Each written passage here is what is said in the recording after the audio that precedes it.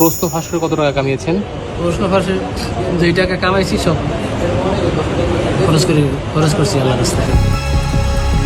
BCS পরীক্ষার প্রশ্ন ফাঁসে সারা দেশে আলোচিত আবেদ আলীর নাম। এবার সেই একই অভিযোগে অভিযুক্ত এক পুলিশ কর্মকর্তা। বলা হচ্ছে, পুলিশ সদর দপ্তরে কর্মরত জাকারিয়া রহমান জিকু সেই আবেদ আলীর কাছ থেকেই প্রশ্ন কিনে অংশ নেন 30তম বিসিএস পরীক্ষায়।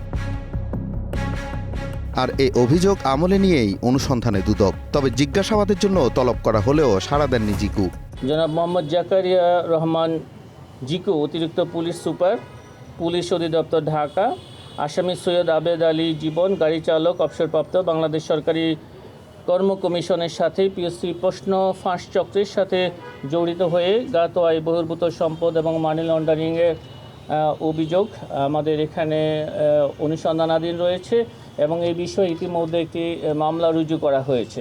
এদিকে নাম সর্বস্ব প্রতিষ্ঠানের নামে ঋণ জালিয়াতির মাধ্যমে 903 কোটি টাকা আত্মসাতের অভিযোগ ন্যাশনাল ব্যাংকের সাবেক ব্যবস্থাপনা পরিচালক সহ 26 জনের বিরুদ্ধে। এ নিয়ে হয়েছে মামলাও। 903 কোটি টাকা আত্মসাতের অপরাধে ন্যাশনাল ব্যাংক লিমিটেডের বিভিন্ন পর্যায়ের পরিচালনা পর্ষদ সহ বিভিন্ন পর্যায়ের কর্মকর্তা কর্মচারীদের বিরুদ্ধে অনুসন্ধানকালে অভিযোগ প্রমাণিত হয়, মামলা রুজুর সিদ্ধান্ত গৃহীত হয়েছে। অন্যদিকে ইউনাইটেড কমার্শিয়াল ব্যাংকের চট্টগ্রাম বন্দর ও ঢাকার প্রধান শাখা সহ নানা শাখা থেকে 25 কোটি টাকা আত্মসাতের অভিযোগ প্রমাণ হয় সাবেক ভূমিমন্ত্রী সাইফুজ্জামান চৌধুরী সহ ইউসিবিএল এর 36 কর্মচারী কর্মকর্তার বিরুদ্ধে চার্জশিট দাখিলের অনুমোদন দিয়েছে দুদক।